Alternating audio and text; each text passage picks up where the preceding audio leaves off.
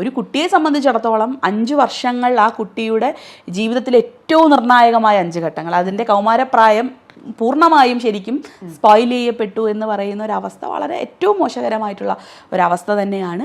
ശരിക്കും ഒരു കേസിൻ്റെ ഇങ്ങനെ ചുരുളിങ്ങനെ അഴിഞ്ഞു വരുന്നതേ ഉള്ളൂ.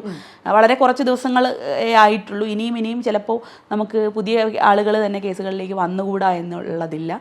ഇഷ്യൂ ഉണ്ടായി കഴിഞ്ഞു കഴിഞ്ഞാൽ വിരയെ വേട്ടയാടിക്കൊണ്ടിരിക്കുന്ന ഒരു സമീപനം നമ്മൾ എത്ര നാൾ വെച്ച് പുലർത്തുമോ അത്രയും നാൾ നമ്മുടെ നാട്ടിൽ കുട്ടികൾ പീഡനം അനുഭവിക്കും, അല്ലേ? ഇപ്പോൾ ഈ പറയുന്ന വീഡിയോസ് വെച്ചിട്ട്, ഫോട്ടോഗ്രാഫ്സ് വെച്ചിട്ട്, കുട്ടിയുടെ പാരൻസിനെ വെച്ചിട്ടൊക്കെ ഉള്ളൊരു ത്രെട്ടണിങ് എന്ന് പറയുന്നത് ഒരു കാരണവശാലും കുട്ടിക്ക് ഇത് ഓപ്പൺ അപ്പ് ചെയ്യാൻ പറ്റാത്തൊരു സാഹചര്യത്തിലേക്ക് കുട്ടി എത്തിക്കപ്പെടും. നമ്മുടെ അടുത്ത് വന്നിട്ടുള്ള ഏകദേശം ഒരു 90% കേസുകളിൽ കുട്ടിക്ക് വേണ്ടപ്പെട്ടവർ, കുട്ടിയുടെ രക്ഷിതാക്കളുടെ ഭാഗത്ത് നിന്ന് നിൽക്കുന്ന ആളുകൾ, അത് ചിലപ്പോൾ രണ്ടാം അച്ഛനാകാം, രണ്ടാനമ്മയാകാം, അല്ലെങ്കിൽ സ്വന്തം അച്ഛനാകാം, അമ്മയാവാം, ബന്ധുക്കളാകാം, അധ്യാപകരാകാം, അല്ലേ? കുട്ടിക്ക് ഏറ്റവും വേണ്ടപ്പെട്ട ഒരാളാകാം, ഇല്ലെങ്കിൽ നമ്മൾ ഈ പറയുന്ന കാമുകരെന്ന അതും ഒരു ടാഗ്ലൈനാണ്, അതിൽ നിൽക്കുന്ന ആളുകളാകാം. അതൊക്കെയും കുട്ടിക്ക് വേണ്ടപ്പെട്ടതാണെന്ന് കുട്ടി വിചാരിക്കുന്ന ഒരു വിഭാഗം ആളുകളാണ്. എന്നെ ചൂഷണം ചെയ്യുന്നതാണ്, ഇത് ചൂഷണമാണ് എന്ന് മനസ്സിലാക്കാൻ പോലും കഴിയാത്തൊരു സാഹചര്യത്തിലാണ് കുട്ടി ഇതിന് ഇരയാകുന്നത്.